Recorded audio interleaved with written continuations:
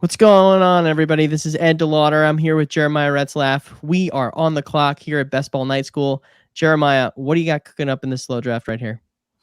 All right, Ed, I've got Jalen Hurts and Kyler Murray are my two quarterbacks. Saquon Barkley is my anchor running back.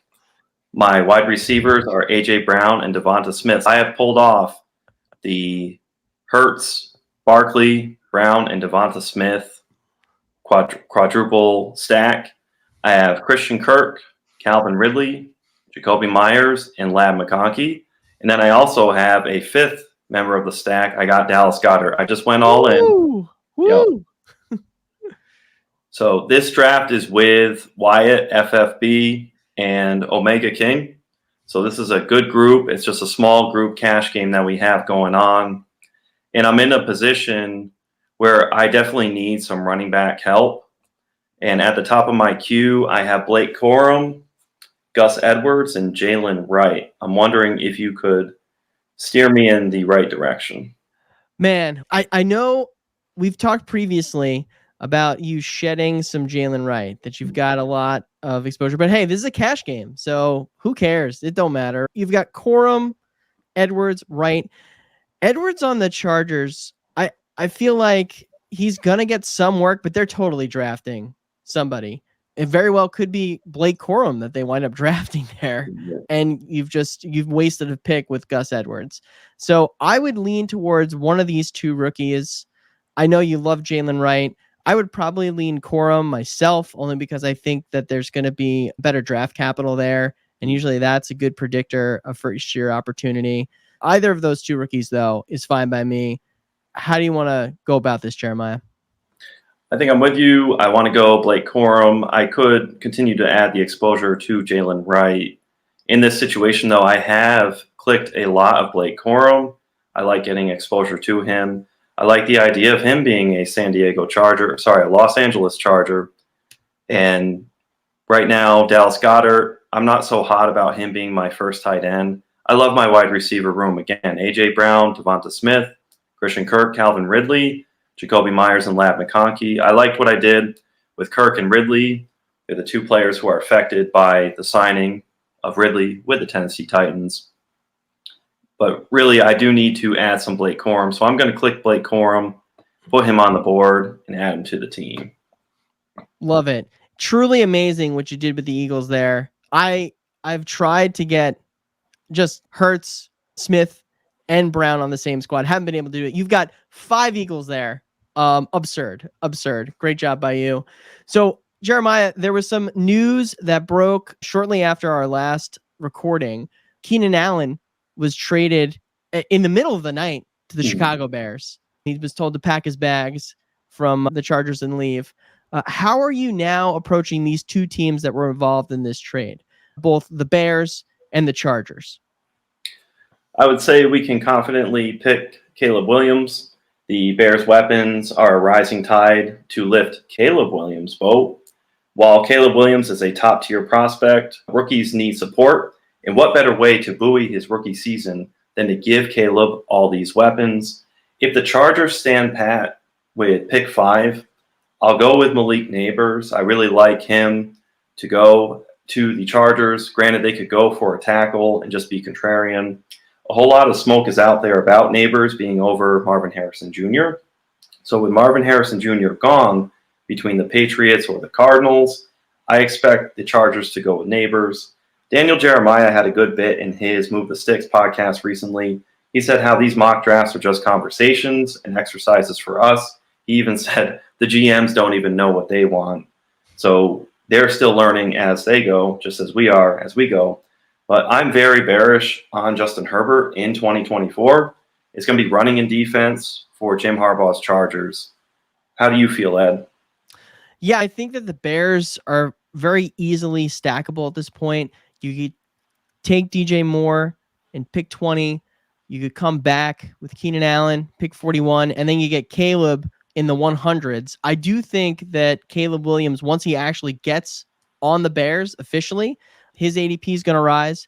And I do think that ultimately he may wind up going near quarterback 10 off the board around where Kyler Murray's going. Those are two, I think, similar profiles there. And I think that that's probably where his ADP is going to ultimately end up. So I'm still interested in getting those players along with Caleb, because I do think that there's going to be some upward trajectory in Caleb Williams' ADP. I am a little hesitant, though, because we've got some pretty high ADPs here with both DJ Moore and Keenan Allen. The Caleb Williams is essentially going to have a CJ Stroud type of year. Okay. CJ Stroud had about 4,100 passing yards as a rookie. It's a pretty good rookie season. I think Andrew Luck has the most passing yards as a rookie at 4,300, somewhere in their neighborhood. So you're going to have a really consolidated target share there. And there's still some risk, I think, that the Bears take a receiver at 9. I don't think that's going to happen, but there are some mocks out there. And then all of a sudden, this target share that looks super consolidated with both Moore and Allen soaking up probably about 65% of the targets there, that becomes a bit dicey. So there's some risk there, but I'm willing to take it at this point only because Caleb Williams is going where he is, and I do think he winds up coming back up. With respect to the Chargers, man, I'm all out, man. I feel like this is just going to be a rebuilding year for them. I know that they restructured a lot of those contracts on defense with Bosa and Mack, so they still have the veteran defense there. I just don't see them being good this year with what they've got. You've got Herbert. They've already said that they're going to run the ball a lot more. I think that the running back that's going to get the opportunity there the most is not on the roster. We just talked about that in that draft right there. So I'm really hesitant to draft much of the passing game there, and I'm hesitant to even draft their current running back in Gus Edwards. I do think if you are going to speculate, though, I think they probably wind up trading down from where they're at. I think that with the Vikings loading up, which we'll talk about a little later in the show, they're probably a good trade candidate for them. And I do think that if they are going to get somebody, it's probably going to be one of the receivers that are going to be going in the 20s, or even like Brock Bowers at 11, or if Dunze falls to there, I think that that's probably what's going to happen. So if I have one of those guys, I might, and I need a quarterback, I might reluctantly put Justin Herbert on my roster just as like a speculative stack there. But otherwise, I'm pretty much all out on the Chargers. All right, so you heard it for Night School, how we feel about the Bears, how we feel about the Chargers. We'll go into our next topic. Do you remember your high school locker combination? All right, we're here at Night School. Remember, it was 0 to 39. So what we're going to do is compare sets of first 3 picks in our drafts with their locker combo, and we're going to find out which side do you prefer. So, Jeremiah, I'm going to start off asking it here. So we've got a locker combination of picks 7, 18, and 31. You're going Breece Hall, Saquon Barkley, some double running back there, and then Michael Pittman at 31. You've then got the locker combo of 1, 24, 25, CMC, Chris Olave, and Rashee Rice. Which combination of players do you like best there? I've got CMC and Breece even enough in this combo. I have Olave over Barkley, and to me, Rice puts it over the top over Pittman. Give me the CMC, Chris Olave, Rashee Rice, 124, 25, and we unlock. Love it. What about a combination of 3, 22, 27 with CeeDee Lamb going at 3, Chris Olave going at 22, and Sam Laporta at 27? And then coming back, comparing that to Tyreek Hill at 2, Saquon Barkley at pick 23, and Chris Olave at pick 26. So here we have Chris Olave canceling out. Granted, they're at slightly different spots. So Olave is a wash. I really like Lamb over Tyreek Hill. And then give me Laporta to break Saquon Barkley. So Lamb, Tyreek, they're close enough. Olave cancels out. Give me the onesie advantage for Sam Laporta over Barkley, where running back, it can be had later. I do some of these anchor running back builds, but I don't mind when it's a onesie position and I'm trying to get a advantage at the tight end position. Give me the Lamb, Olave, and Laporta side, 3, 22, 27, unlocked. All right, next one. We've got Jahmyr Gibbs at pick 10, A.J. Brown at 15, Jalen Hurts, pick 34, or Jahmyr Gibbs at 8, Ayuk at pick 17, and then Laporta at pick 32. You just add a stack with the last one there. Which one you using to unlock your locker here at Night School? Give me Hurts Brown stack with the potential overall running back 1 in Jahmyr Gibbs. We talked about Brees and we talked about Bijan Robinson. Give me Gibbs as a potential in that overall running back 1 spot. Gibbs, Ayuk, Laporta is very close as you have Purdy and Goff to cap later in the draft. But by all means, I'm going to go with the Gibbs, and I got the layup stack with A.J. Brown and Jalen Hurts. All right. Next one, I want you to consider Jeremiah Tyreek Hill at the 101. So pick one. Chris Olave at 24, and then Diggs at 25. So 124, 25. Or you get Tyreek Hill at pick 4, Marvin Harrison Jr. at pick 21, and then Michael Pittman at pick 28. What are you using to unlock your locker here?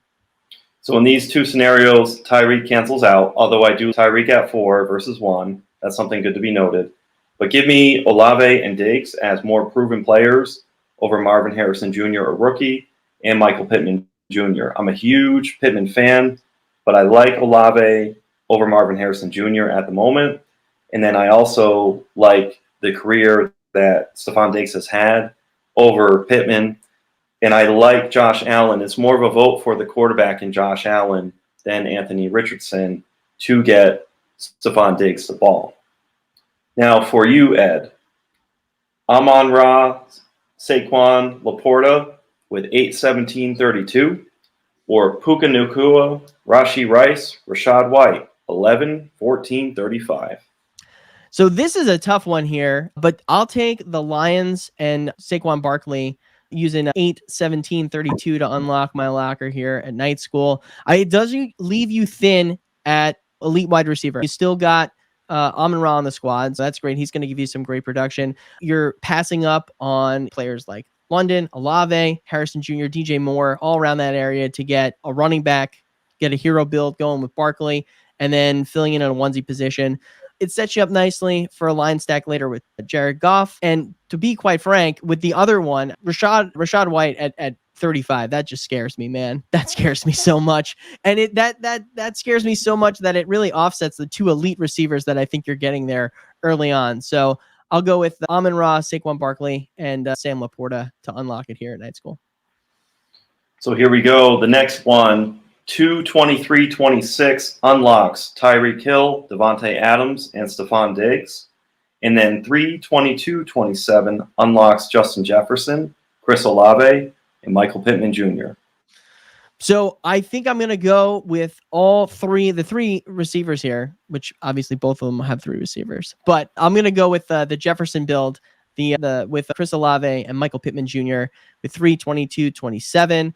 Jefferson is falling in drafts, but I'll pick him here to spike my exposure. I think that exposure is going to get even higher because he is falling here.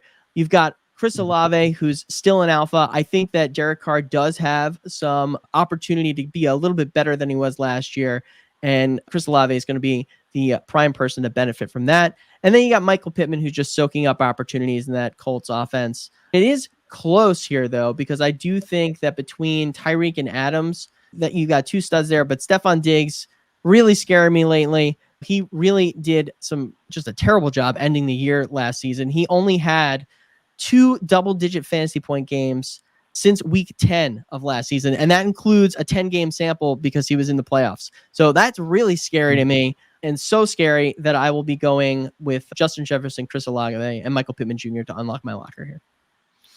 So what's really fun about this, Ed, and this is a little surprise we have for you, for our audience, this setup was a draft that both you and I had earlier in the offseason. You were the one. You took Tyreek, Devontae, and Stephon Diggs. And your boy, Coach Retzlaff, took Justin Jefferson, Olave, and Pittman. Like most things, Jeremiah, you're usually right. So that makes sense to me. But I've got a feeling about this next one. Let's go with Jahmyr Gibbs, DJ Moore, Sam Laporta, 10-15-34, compared to CMC, Josh Allen and Stephon Diggs to 23-26. Which side? I know that my prior analysis here may lead you to believe that I'd be going with Jahmyr Gibbs, DJ Moore, and Sam Laporta.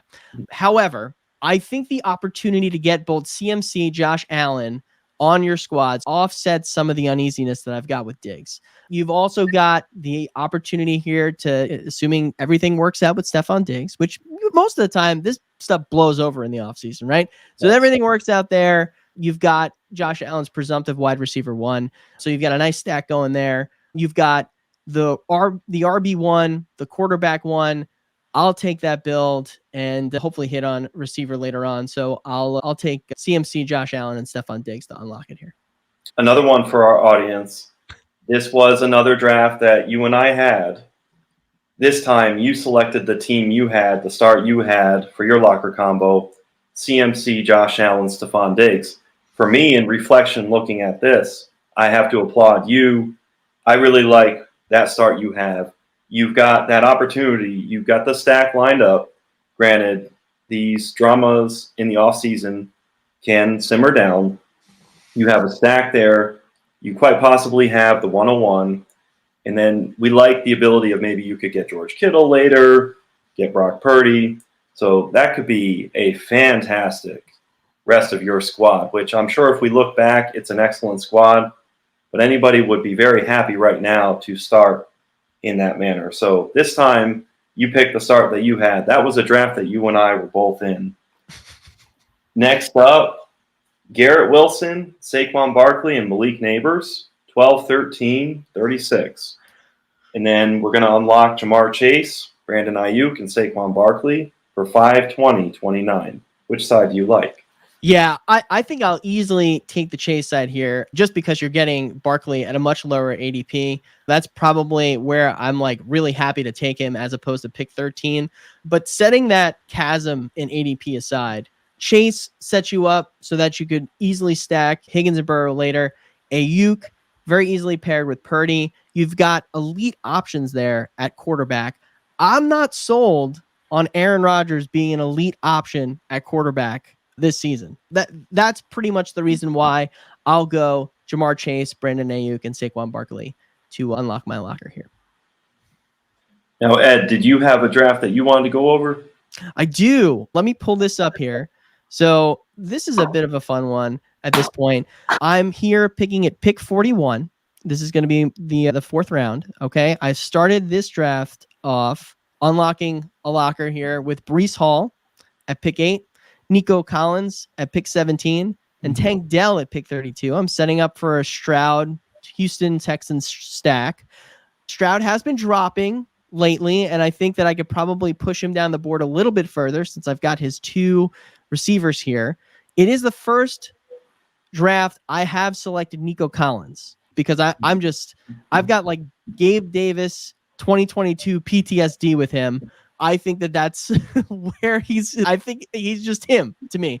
And I was fooled too many times with Gabe Davis in the second round that season for me to confidently click on Nico Collins here regularly. But I did it here just because you got to do it. So I've got some players in the queue. We're going to ignore Stroud for now. He's just there for purposes for later. But I do have some receivers queued up here. It's probably where I'm leaning towards going because I've already got Breece Hall as like my hero build here. I guess if I wanted to add running back, I could add ETN here. I really don't think I want to do that. I'm debating between Higgins, Metcalf, Allen, and Adunze. I think I have an idea as to where I want to go with this, but what are your thoughts on this so far, Jeremiah? Cool. I love how you get Breece Hall, number 8. He's another guy that I'm thinking of just yanking the steering wheel and in those first 5 spots, making sure I draft him along with Bijan Robinson. Something cool in a vacuum here you have queued up, and this is why we do so many different drafts. I love 1-for-1, the idea of putting Rome Odunze on this team versus T. Higgins. However, T. Higgins was just talking about all these teams that he'd be interested in playing for. Now, whether or not the Bengals would do that for T. Higgins is a whole other story. I like, though, the idea, just on the off chance the compensation is right, Teams are more progressive in how they'll trade these days. It's not a guarantee, but it's more frequent than we realize now. What about the idea of you click T. Higgins, and then we're almost at the point where at 59 ADP, you can lock up Stroud. You might have an opportunity at Collins, Tank Dell, T. Higgins, and CJ Stroud. You would backdoor after the news. Now it's a risk because if it doesn't happen, hey, worst case scenario, you just have T. Higgins. So where do you stand on that idea? Yeah, no, that's actually where I was thinking here. It's almost as if you're reading my mind here, Jeremiah. I do the idea of just speculating on a Higgins landing spot and him potentially going to the Texans. I do think there are other outs for him too to be the wide receiver one on his team. I think that he could be somebody that is easily traded to a lot of the teams later on in the draft and just be the guy that soaks up 25% target share somewhere else besides Cincinnati. And even if he is on the Bengals, I still think he's somebody that I'm happy to have on the team. I am going to add Higgins here to try and get ahead of some potential news if he does go to the Texans. So let's add him to the squad for that reason. You know what's neat about that too is worst case scenario, you could look around for some Joe Burrow. You could also look around for whatever team. Let's say he does exit and go to another team, but it doesn't happen to be the Houston Texans. There's a handful of other teams that T. Higgins could end up, and he could be the number one wide receiver on that squad. So there's a lot of outs there, and it's really worth it based on what you have going. And if you still end up hitting CJ Stroud, you've got a double stack. You've got both his wide receivers. You have Noah Brown way late. You have Dalton Schultz. And then as you're plucking and picking the rookie players, they could end up revealing and getting drafted by the Houston Texans. So you have plenty of outs. And then there's Joe Mixon who's out there, right? So I'm going to veer into the next topic for offseason free agency updates. I'm going to spit a little hot fire here and then go over to you, Ed. We've been talking about Hollywood Brown to the Chiefs. 71 ADP in the late 6. For me, he's a 4.32 guy for the 40. He was 166 pounds when he was a rookie. People forget how fast, how light he was, how quick he could move. He will be 27 in June.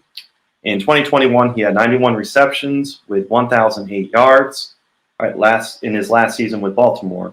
In 2023, he had 51 receptions for 574 yards in 14 games. He was wide receiver 52. Now pan over to Rashee Rice. He's at the 25 ADP, 2-3 term. Rashee Rice is the alpha wide receiver alongside Travis Kelce. Rashee Rice was number 7 in red zone targets with 22 last season. That's from Player Profiler. Patrick Mahomes has that chemistry with Rashee Rice. If you can recall that argument in the Super Bowl prior to OT, Rashee Rice, you might just think, oh, who's this guy yelling at this legendary quarterback? Rashee Rice is a baller, and I think he's elevating to that status where he's mano a mano with his teammate there in Patrick Mahomes. They want to elevate and win a championship. He's a big-time player, and in the red zone, that is only going to grow. So I like Hollywood Brown to the Chiefs, but we have been befallen so many times by players who have not panned out.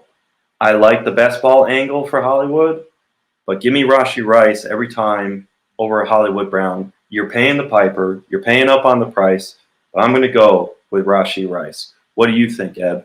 Man, I think I can't say it any better, Jeremiah, but I'll try. I know that last show we talked about Marquise Brown's ADP, comparing that to Adonai Mitchell, and they were both in the 100s, and holy bananas. This ADP spike, I think, is a bit out of control at pick 71.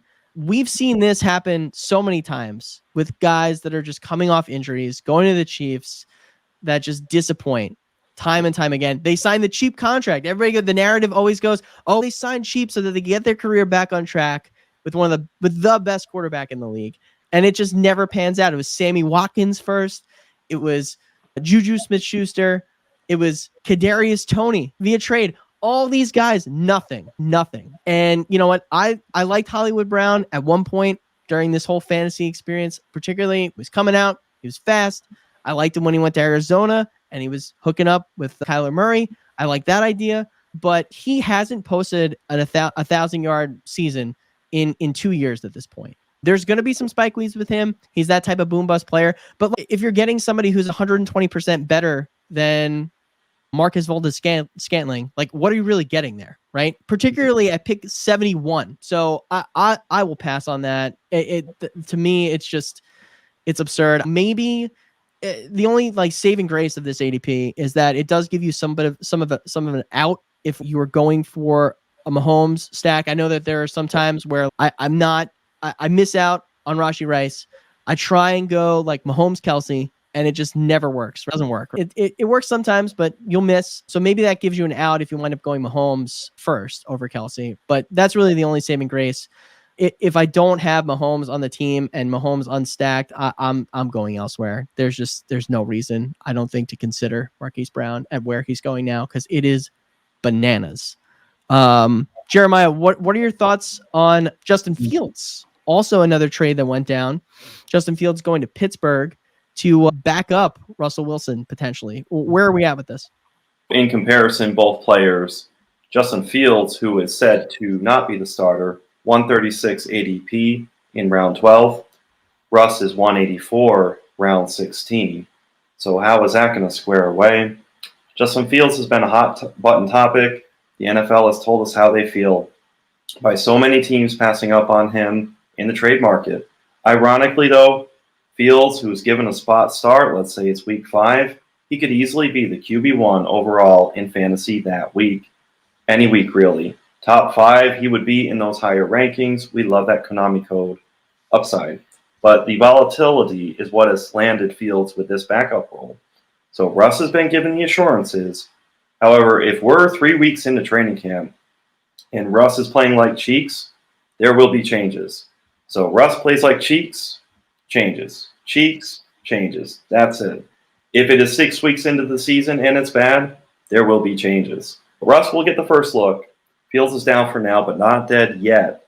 I am out in one quarterback contest. It will be very appealing. 3rd and 4th quarterbacks with Superflex tournaments. I'm thinking handcuff upside like you would for running back. Justin Fields will be that high risk, high reward, 3rd quarterback, maybe 4th quarterback in your Superflex builds, which hopefully Underdog will drop here soon. Ed, how do you feel about Justin Fields? Man, I'm so out at this ADP. This is like the opposite of the Hollywood Brown situation, where like the ADP, in my opinion, has completely overreacted. It's absolutely underreacted to where like Fields went, what he went for, a future 6th round pick. Are we kidding me? We're kidding me. Like that's what, again, like you said, that's what the NFL thinks of him. We need to adjust. And I don't think anyone is adjusting. And this really reminds me a lot about the Trey Lance situation last year. Okay. Yeah. Everybody was, or at least I fell for it. I fell for Trey Lance last year. Just the upside. I was stuck on that. I was like, man, if I could get him here and he starts, I win this thing. Like I win this thing. I'm set up so nicely to just advance and advance and advance.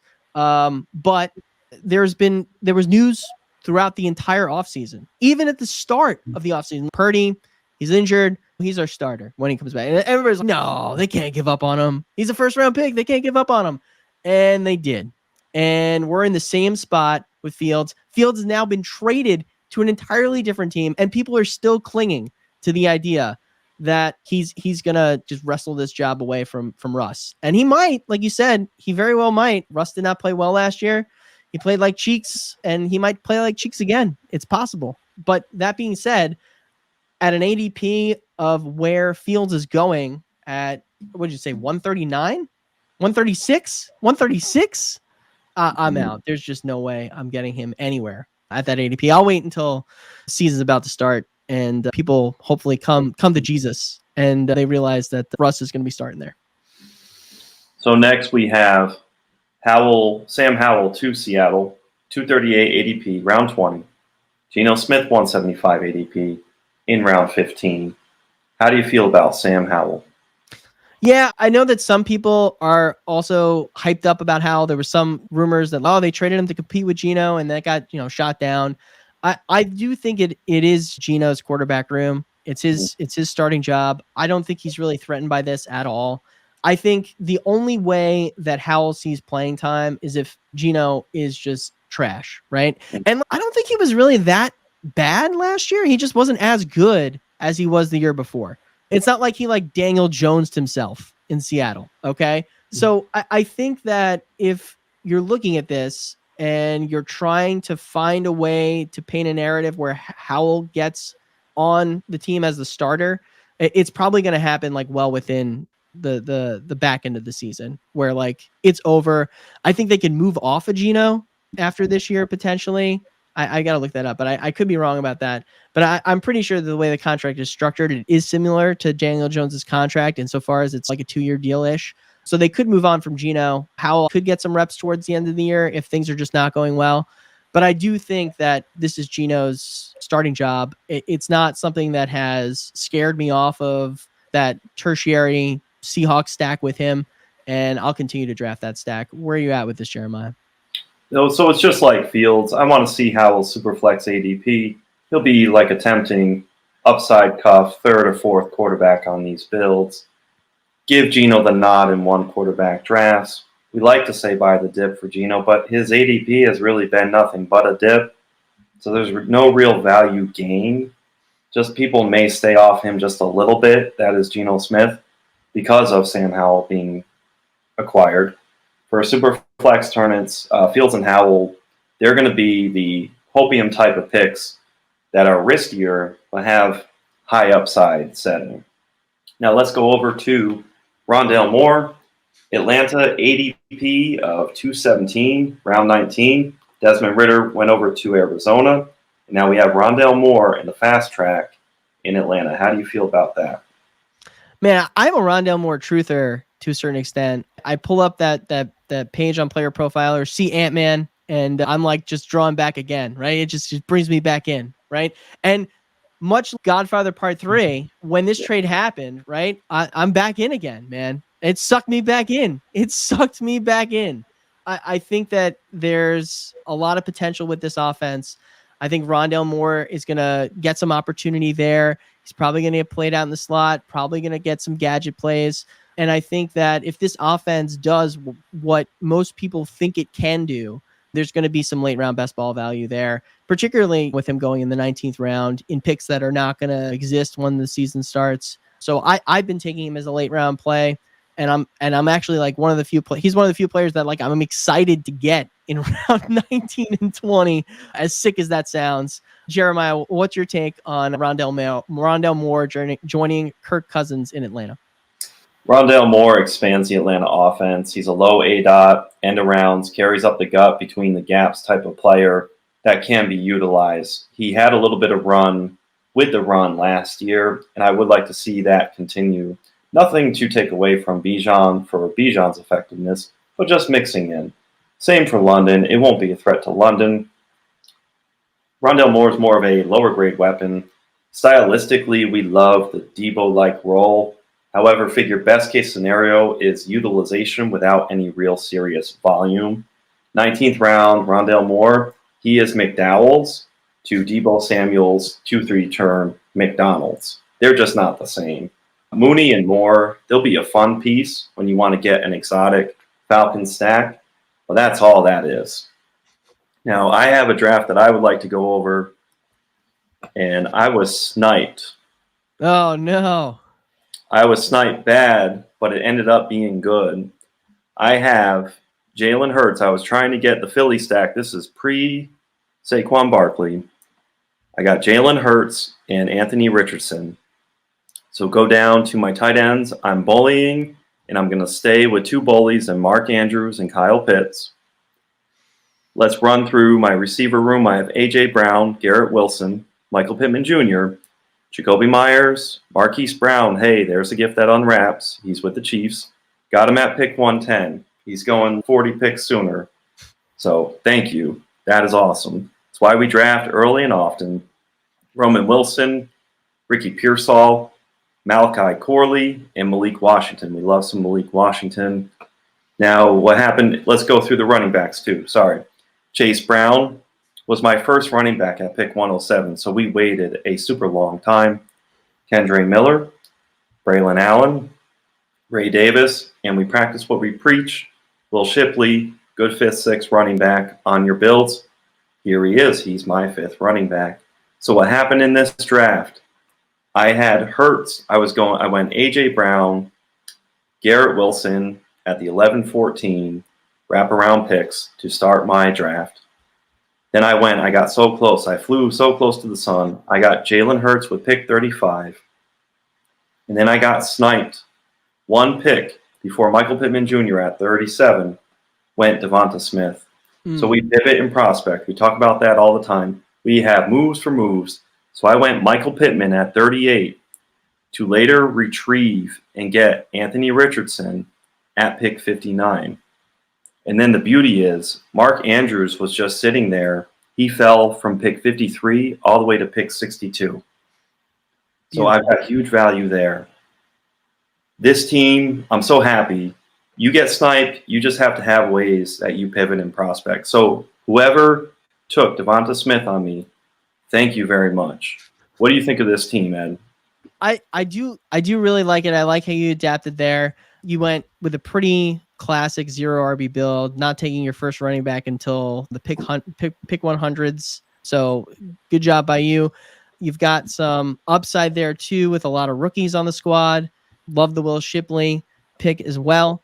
And you still got two great stacks there with Richardson, and you have AJ Brown on that squad too, right? With Hurts, right? So you've got the 2 elite wide receivers with the 2 elite quarterbacks.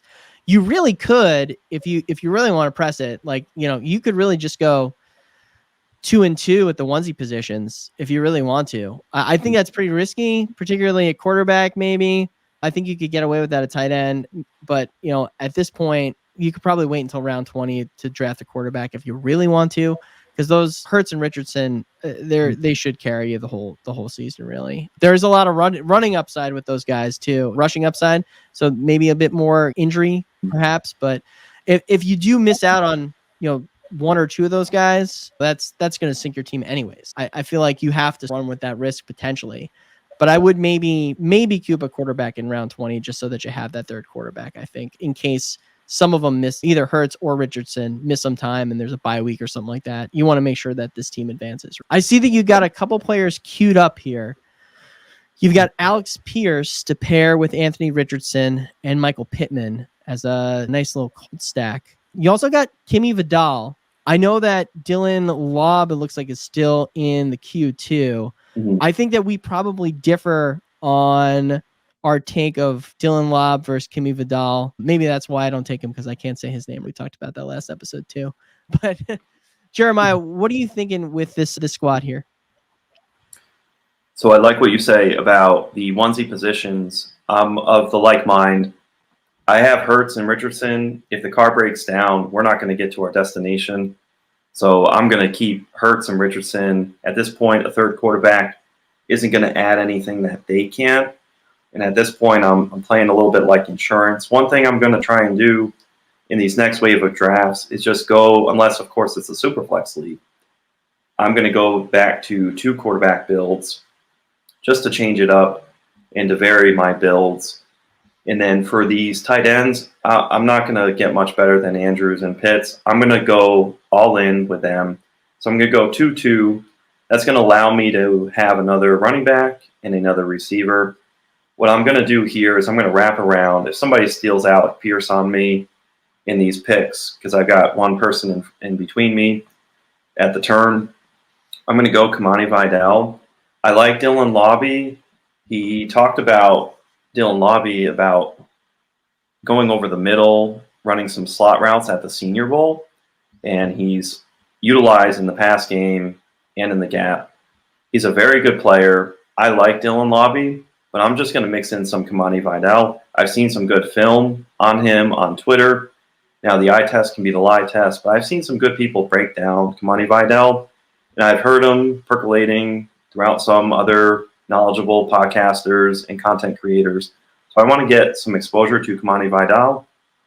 He's a good, just late round dart throw, just like any of these running backs at this point. So I'm with you on Dylan Lobby, but I'm going to go in this instance with Kamani Vidal, and then we're going to wrap it around and cap it with Alec Pierce to create the stack of A-Rich, Michael Pittman Jr., and Alec Pierce. So I'm going to click Kamani Vidal here. Nice. And I do think that if you were going to go with two players at both onesie positions, this would be like the ideal squad to do with. And you're just stacked between Pitts, because I think you also got Pitts at a real value there too, right? Compared to where he's going now as well. So I know you talked about that with Marquise Brown, but I think you also got that with Pitts too. So good job by you with that build there. So talking about and pivoting to some additional moves here, there was a big trade made with the Vikings. They did acquire another first-round pick. They've got two of them now. They look primed to move upward in the draft to select a quarterback. We've got a lot of things going on with the Vikings, particularly after Cousins left. How are you feeling about where the Vikings, how are you approaching, I guess, the Vikings without Kirk Cousins? And who are you speculating on that's going to be the quarterback there, even with Sam Darnold there now? How are you approaching Vikings in the best ball drafts here? So with Sam Darnold to Justin Jefferson, I will buy Darnold to J.J. Mack as a bridge, or maybe Drake May, I will buy as well. The speculative stack would be J.J. Mack set with the Vikings players. Conservatively, you figure J.J. Mack would start, and that's J.J. McCarthy. He would start the back half of the season for the Vikings. I think he could start a little sooner. I'm bullish on Justin Jefferson. I'm neutral on Jordan Addison at this point, so I'm not too hot, I'm not too cold. I'm in enough. I'm going to get a smattering of TJ Hawkinson in the event he's on the better recovery side than we think, but I'm saying like maybe 5% exposure. We're not going to get out over our skis, and we don't want to be exposed. Aaron Jones at 64 with a 6th-round pick. Last year, 1.85 yards per route run in 2023. That was number 2 at his position, and that's from Player Profiler. Give me Aaron Jones not being dust in 2024. What do you think, Ed? Yeah, I absolutely agree with you here, Jeremiah. I do think that a lot of these guys are slipping. We've seen Justin Jefferson have a small slip in drafts now. You could get him at pick 6, sometimes pick 7, pick 8, depending upon what running backs are going there now. So I'm definitely buying the small dip with him. I'm going to use that as a chance to increase a lot of my exposure with Justin Jefferson, because the dude is just a baller. And he could excel. If he could excel with Nick Mullins throwing him the football, he could excel with Sam Darnold throwing him the football. I haven't really been drafting Sam Darnold too much, because I do think that they are going to bring in another guy. I do agree with you. I think that it's either going to be May or McCarthy. That's just the vibes I'm getting. I don't know. I could be completely wrong, but I think that that's how it's lining up, particularly if they're able to take those 2 picks and vault into the top 5, maybe top 4, top 3. I've seen some wonky trades with them trying to get into the top 3. I don't think they're going to get to the 3. I think that they'll probably get into the top 5, though. I think that's, like we discussed, I think at the beginning of the show, I think them and the Chargers make a lot of sense. There has been a dip, not just with Jefferson, though. A dip with Addison as well as Hawkinson. I'm certainly buying both. I know that you were concerned about your Hawkinson exposure, and his ADP is still 115-ish. I'm definitely concerned at that area still, but I've been getting him like pretty later in some drafts. I'm going to pull up a draft after we're done talking about this topic where I got him in pick 138. And I'll take that all day, right? Yep. All day. I will buy the dip on them for sure. Aaron Jones, again, definitely not dust. And I agree with you. The terrible radio content, right? Just agreeing with you all over the place, Jeremiah. But that's what it is with these Vikings, because I think the market is really overreacting to Kirk Cousins no longer being there. I did reference this draft, and I am going to pull it up here. This draft, I started it off with the idea of it being a Falcon stack after going Bijan at pick 7. All right. This draft did start prior to free agency. but it is a slow draft. It took on a life of its own once free agency began, and some of these ADPs shifted. So we'll start from the top. We've got Lamar Jackson, who's unstacked on this team, along with Kirk Cousins. We got Kirk and Bijan. We've got, to pair with Kirk, we've got Bijan Robinson, who we took at pick 7. Isaiah Pacheco, who fell a little bit, so added him to the squad. And then Chase Brown, who also fell a little bit and added him to the squad as well. Our wide receiver room is Brandon Ayuk, Drake London, DeAndre Hopkins, Deontay Johnson, Jamison Williams, and Roman Wilson. We also have Njoku, and as I discussed previously, Hawkinson here at pick 138.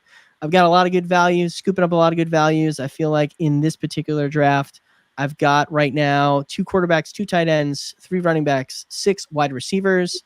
I want to keep it at 2 and 2 for now. I don't really feel pressed to add anywhere on those particular positions. Running back, I also don't really feel pressed either because I do have Robinson and Pacheco. You know, the theory behind this build, I think, is that the Falcons smash. That's why we have Bijan and London on the team as well as Kirk. I think that's the idea behind it. So I want to lean into that. Maybe not go running back here, and maybe just add to some more wide receiver. I mean, we do have some solid veteran presence as well as some upside here with both Hopkins and Johnson, adding some stability. Jamison Williams and Roman Wilson sort of shooting for some upside. I've got some players in the queue, which include Wan'Dale Robinson, who I adore. I've got him on way too many teams and probably will be overexposed to him this year because I just don't understand why he's going so low. His ADP has dropped since free agency. I don't know why, but it has. But here we are. I also have Adam Thielen in the queue with the idea of potentially going Bryce Young late, have like Carolina stack with him and Johnson. I feel like those are the 2 receivers that are probably going to see the most opportunity there. And who knows, if Bryce Young takes a step forward, that could happen. And then I've got basically a poo-poo platter of some running backs here. Kendre Miller, who I don't think is poop, but he's definitely somebody that I would consider here over some players that might just be poop in Antonio Gibson and Tyler Algier, but have some path to opportunity. Jeremiah, what do you think of this build so far? And what do you think about these players that I've got lined up in the queue? And where would you go here if you're looking at this team and looking to make a pick? Remember, while we have a naked Lamar, we could always finish it off with some Rashad Bateman. So we always have that out. We love that. I would have a question for you. You like Wan'Dale Robinson. You have a lot of Wan'Dale Robinson. In this instance, though, since you're on the track with Deontay Johnson, you're thinking about Bryce Young later. Are you thinking about maybe de-risking yourself from some Wan'Dale Robinson exposure and flattening and maybe going on that path where you go Adam Thielen and then pair he and Deontay with Bryce Young? How would you feel about that? That is definitely where I'm leaning here. I do have Wan'Dale Robinson higher in the queue because in a vacuum, I do like him a lot better than Adam Thielen. But that is definitely where I'm leaning here with this build. I do want to have, particularly with Cousins coming off the ACL, Lamar being a huge rushing quarterback, and he is naked in this team. So this team could thrive if Lamar just gets hurt. That could happen, right? So I would be kicking myself if the Falcons absolutely smash and Lamar just is hurt and I don't have somebody that carries me in the instances where like Bijan has this day as opposed to Drake London. I do think I want to definitely add a third quarterback here. And the idea of having a Carolina stack does intrigue me. I will say, I don't know if it's just because we're getting farther and farther away from the end of last year. And I'm forgetting about how bad Bryce Young really was as a rookie. Mm-hmm. But I've really been getting a lot more exposure to Bryce Young later. He's somebody that I will take. Previous episodes we've talked about the Giant stack as like some of the backdoor stacks that we would pursue. But I've really been leaning into the Carolina stack to try and replace that. And I think I'm going to do it here. So I am going to take Adam Thielen here. I think that's probably the way to go. And welcome to the team, Adam Thielen. Well, I like what you did there. And really what you're saying with Bryce Young, I totally understand what you mean. You have to click the ugly out of it, like a one player that I'll click where we talk about build versus in a vacuum. Jalen Waddle is a player we talked about last week that we want to click him just a little bit more. And it hurts. It feels weird those first few times, but it continually gets a little bit easier when you're understanding that this is a portfolio game. And with Bryce Young, I would just say it's a lot like when you first start going to the gym and you're lifting weights. In that first week, every different body part that you work is feeling more sore. But as you get your work in week over week, month over month, you're clicking Bryce Young more frequently. Part of that is some amnesia from what happened last season, but it does become easier. And then when you trust the process and you push down the quarterback and you get that third quarterback, all of a sudden you just get adept at Bryce Young's ADP and getting him on your team, getting these builds. And then instead of looking forward from early, you can look from the back of your draft to the earlier picks, and you just love what you got late. So it's a process play, and that just sounds like a lot of growth on your part and just having this discipline. It's disgusting, but we have to do these things where we have to go where the crowd isn't before that value picks up, because Dave Canales could really turn this offense around, and Deontay is just the first step. We may have another receiver come into town. So I like what you did there, Ed. Now what I'll do is I'll go over, we're going to talk about the rookies and sophomores. Underdog just dropped the tournament. What strategies are we using in this build? How are we attacking this tournament? I'll just let you all know. It's a 1 QB, 1 running back, 2 wide receiver tight end, 1 flex, and then there's 7 bench spots, 12 rounds, 4-person drafts. You have 11,200 entrants. It's filled 35% last time I just checked. And there's 48 total picks. So when we look at our ADPs, it's only 48 picks to be had. There's going to be players not drafted who could be good for you. And there'll be players who are drafted, of course, who could be toast. Just know that the quarterback, I am cornering the quarterback market. If I can get 2 stud quarterbacks, I am set. I'll even stay put at a 2 QB build as I want to invest in other positions. I've seen 2-4-6. That seemed to be reflection of the balance of filling out our lineup. So 2-4-6 builds seem very good. Tight ends are less important. So when I see a 2-4-6 build, I understand I got to fill 2 quarterbacks for 1 quarterback position. In the 4 running backs that I draft, they have to fill out the 1 running back, but they can also fill out a second flex spot. And then for the receivers, if I get 6 of them, they can fill out not only the 2 wide receiver tight end position, but they can also, a third one of those 6 can fill out that flex spot. So that's where I'm balancing things. This will push running back down the board if I don't have an anchor running back. So I'm thinking rookies like Will Shipley, Ray Davis, they both have a 47 ADP. So remember, 48 picks. And we like Will Shipley and we like Ray Davis. And then you also have Kamani Vidal that we talked about and Dylan Johnson. Neither of them have an ADP. At wide receiver, Ricky Pearsall, 47. Malachi Corley, 47. All right, some of them have the same number. Malik Washington is 48. At tight end, Michael Mayer is 47. So on a push QB down the board, the QB values, ready? Bo Nix at 41. Michael Penix Jr., 43. Spencer Rattler at 47. So there's really ways that you can push the board regardless of the position. But those are just a few thoughts that I have early. Ed, how about for you?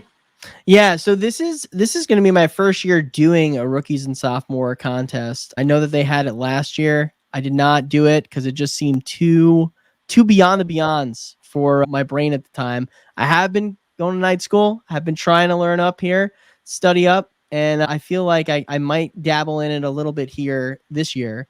I do agree with you. I do think that quarterback does dry up quick. You only have to start one of them for this team.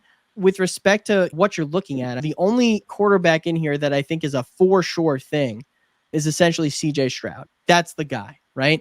So I think that he's going to skyrocket up boards. He is usually taken. It's the way that it is, as you explained, there's 4 teams in each draft. So he's obviously usually taken in the first round, either pick 101. I've seen him at the 102. I'm in a draft right now where he went at 103. He's going to be gone because he's just that safe. And you're going to want that safe play at quarterback, or else you're going to have to take some of these dart throws later on that are just mystery boxes. You're going to be drafting Drake May. You're going to be drafting Will Levis. You're going to be drafting Bryce Young. You don't really know what you're getting there. And you're certainly probably not going to get the amount of points that CJ Stroud's going to be putting up, right? You definitely are going to prioritize the quarterbacks here for sure, because it does dry up very quickly. I think particularly in this type of format, you've got really like one, I would say that you've got like 2, maybe 3 running backs, depending upon how you really view A-Chain, right? As to who you would consider a hero build in this type of format. To me, I'm really only focusing in on like Bijan and maybe Gibbs as that hero build. And if I get him, you only have to start one running back for this team. I will be taking him and maybe 2 other backs and then just calling it, right? And just trying to hammer at either quarterback, because I'm going to have to make up that deficiency, because if you're taking Bijan, you're taking him in round 1, you're not going to be getting CJ Stroud. So you're going to have to make up that deficiency elsewhere. And you're going to hope that somebody like Anthony Richardson makes it back to you, which he might not. So you're going to have to like really make it up with quarterbacks there. So you're going to have to be getting like 3 of them at least. And you're going to have to prioritize them rather early. So you're going to have to push running back way down the board, because you're also going to want to get a bunch of receivers here, because there is a lot of talent that is up top here with Puka Nacua, Marvin Harrison, Rashee Rice, Tank Dell, Neighbors. All of those guys could really be the wide receiver ones on their team. And you're going to want to get exposure to them more so than the running backs early, I think.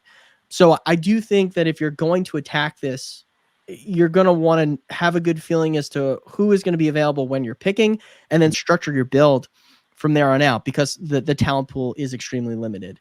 I agree with a lot of the later players that you mentioned. Spencer Rattler, I think, is a really good, intriguing dart throw if you're just, are you desperate at quarterback, which you could very well be in this type of team, build, this type of league.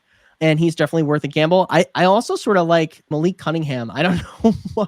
Malik Cunningham he was on the Pats for the entire year last year, but he's currently on the Ravens. He might back up Lamar. He might not. I don't know, but that's just intriguing because he's got a lot of rushing capability there. That is just, for me, if you're going to make like a last pick and just spice it up, and you need maybe like another quarterback, just take him there, I think. I do some of the guys that have contingent upside in this type of format too, insofar as Izzy Abanikanda, Evan Hull, Chris Rodriguez, all those guys that are going to have roles if the guy gets hurt in front of them. And you could get those guys super late, and that 0 could literally be your hero and help you win this league. So I do like those. There are some also wide receivers that I do, but it's really just pick your preference. I do think we did discuss some process about how to draft this league, but I do think that in this type of format, more so than the big board or other things, it's more just trying to pick the right players, right? Which is, if there's one thing that we know about fantasy football, is that we don't know anything, or we know very limited information, right? That's how I'm approaching this league. I know I've talked a lot there. Jeremiah, it looks like you pulled up a rookie sophomore draft here. You want to talk about where you're at and what you're thinking? So I'm thinking we could end with, I think I have a couple rookie sophomore drafts. We can close those out and then be on our way. Here we have QB Anthony Richardson and Jaden Daniels. So I am done. We're coasting. We're so happy with what we've got. Chase Brown is my lone running back right now. I got him at pick 23. Marvin Harrison went at pick 7. Sam Laporta at pick 15. Brian Thomas Jr. at 18. Josh Downs at 26. Now on the board at the top of the queue, I have Dalton Kincaid. Now my problem is in this build, I already have Sam Laporta as a tight end who's mixing in. Granted, he can finish in a range with other wide receivers that is palatable. I don't know how I feel about two tight ends being in this mix, being palatable compared to the field.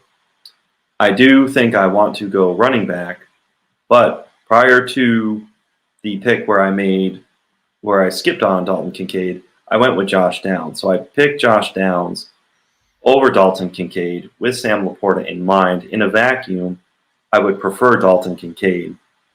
But I have now Anthony Richardson, which I think this will be very unique. It'll be tougher to have stacks because they don't all just match up. I've got Josh Downs stacked with Anthony Richardson. So that's just a little riddle that I solved there just on the fly.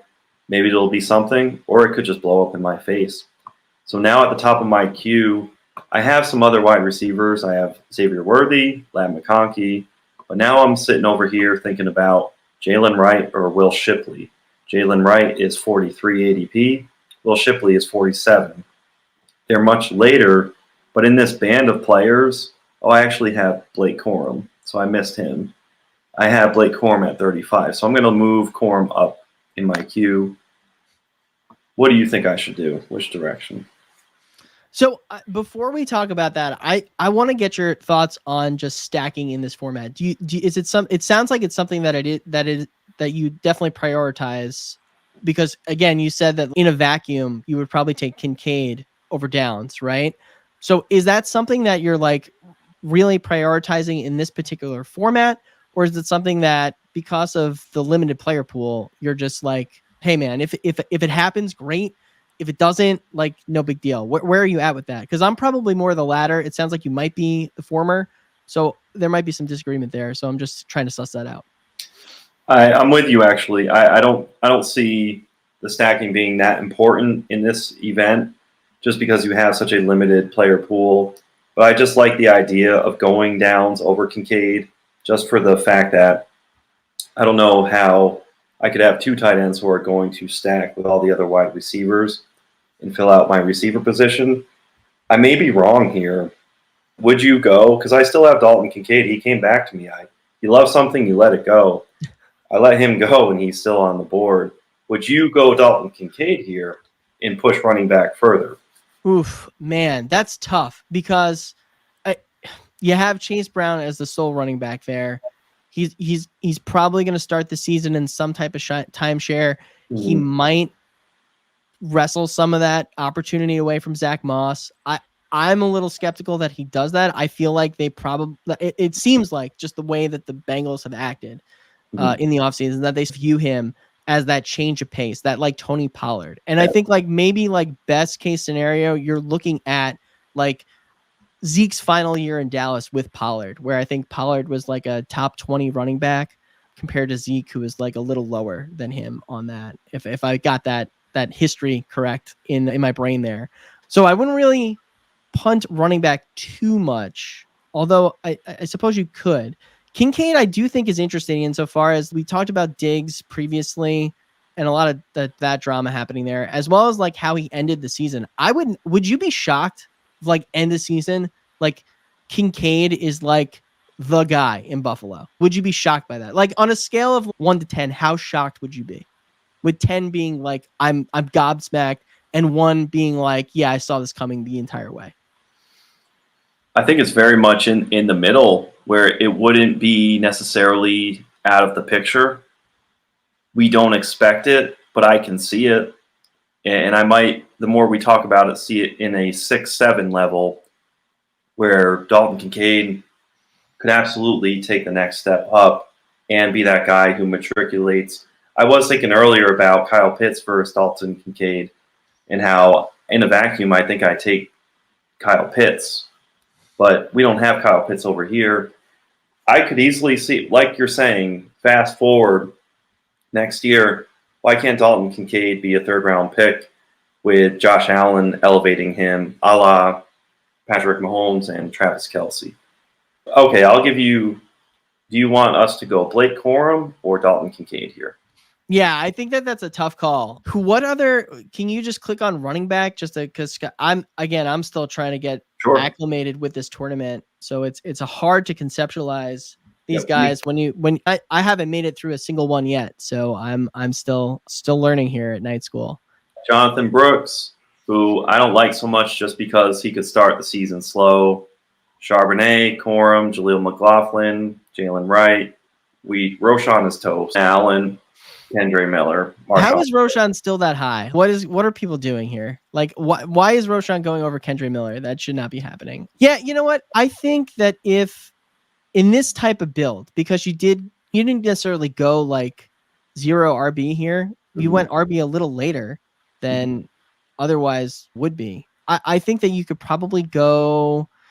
I would probably go Kincaid here and then just call it somewhat of a day with the wide receiver tight end position, and then just hammer running back later on. You've got the 2 quarterbacks. You have some flexibility there because you have that extra position there because you are going to roll with Anthony Richardson and Jaden Daniels, which, by the way, is amazing. There's just so much upside there with the rushing capability of both those quarterbacks that you're going to likely be looking at boom weeks constantly from those two. So that's probably what I would do, and just hammer running back later. So now that you say it too, we love tight ends who could be the number one in their offense. And it's not 80, 90, 100% shot with Kincaid in Buffalo with Diggs still there. But it's a higher percentage than last year, chance or opportunity. Then with Laporta, something could happen to Amon-Ra St. Brown or any of those backs like Jahmyr Gibbs, who requires a lot in passing game. Sam Laporta very well. Kincaid and Laporta could be the number one receivers in their respective offenses. So I put Dalton Kincaid on the board just to review everybody. Anthony Richardson, Jaden Daniels are my 2 quarterbacks. We set forget right there. We push running back down the board with Chase Brown. I have Marvin Harrison Jr., Sam Laporta, Brian Thomas Jr., Josh Downs, stacked with Anthony Richardson. We happen to like it. We're not enthralled with it.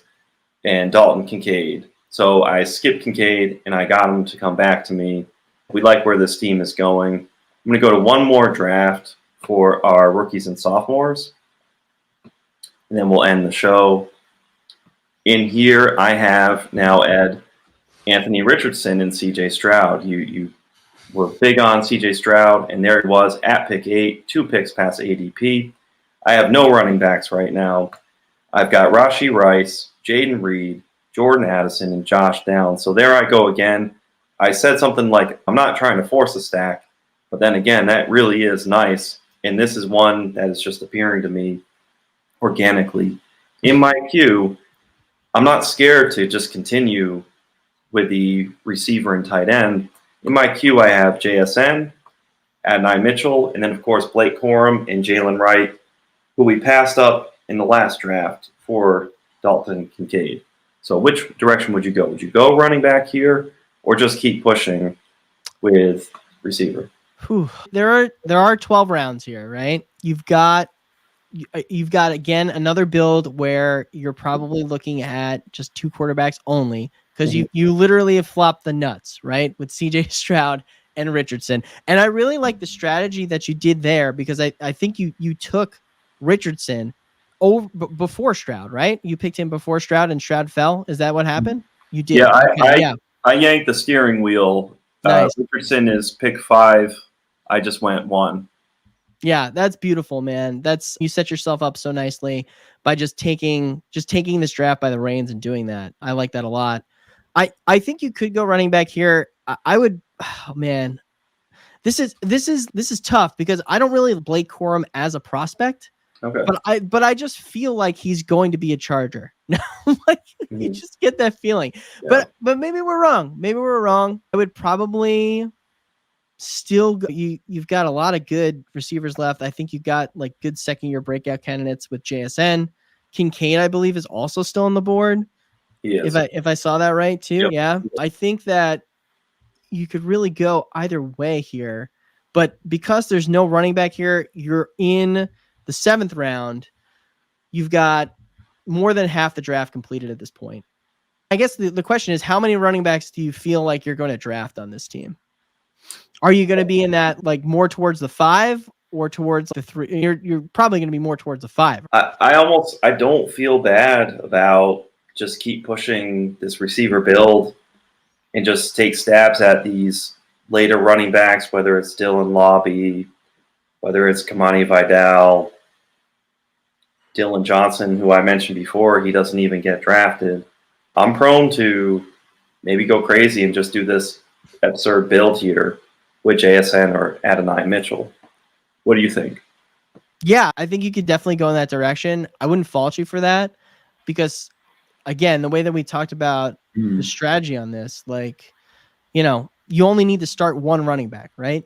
Yeah. So it's not like you've got to fill that position like with 2 players every week, or like you even really want them in your flex. That works for me, man. If you want to just keep pulling it and keep going for it, shoot for upside and go from there. So how we'll close out night school. I'm going to roll with Adonai Mitchell with the idea that quite possibly CJ Stroud could end up with another drafted wide receiver. And if that happens to be Adonai Mitchell staying in Texas, that would just be a beautiful chef's kiss thing right here. So I'm going to continue to push the running backs down the board.